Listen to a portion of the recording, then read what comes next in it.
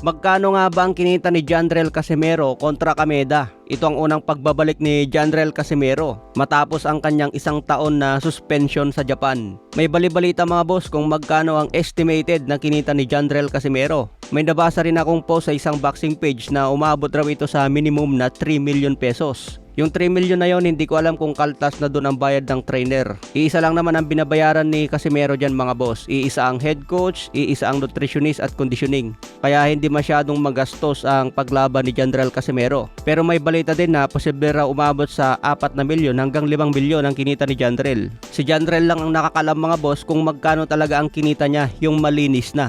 Minsan kasi ang lumalabas lang na bayad sa isang boksingero yung kabuuang bayad. Hindi nila nilalabas kung magkano na yung malinis. Sa tingin nyo mga boss, malaki na kaya ang 3 milyon hanggang 4 na milyon na kikitain ng isang boksingero kay Kameda? Ngayong December may paparting na laban ulit si Jandrel Casimero, pero hindi pa nila nilabas kung sino ang kalaban niya.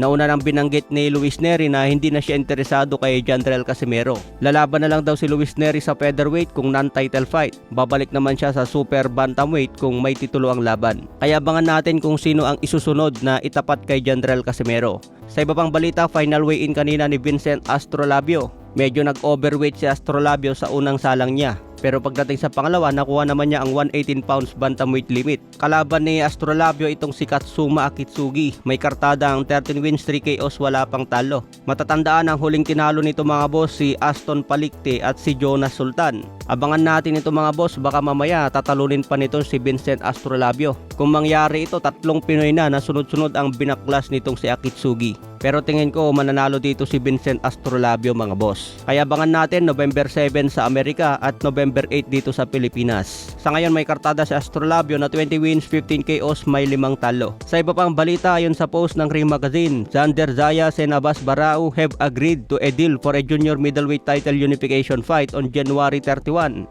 Hawak ni Zander Zayas ang WBO belt at hawak naman ni Abbas Barao ang WBA belt. Kaya unification ito ng WBO and WBA champion. Magandang laban ito mga boss, masusubukan na dito si Zander Zayas. Maganda kung sino ang manalo dito, lalabanan si Bakram Murtazaliev para unification ng 3 titulo. Kaya abangan natin ito mga boss, magandang laban sa junior middleweight.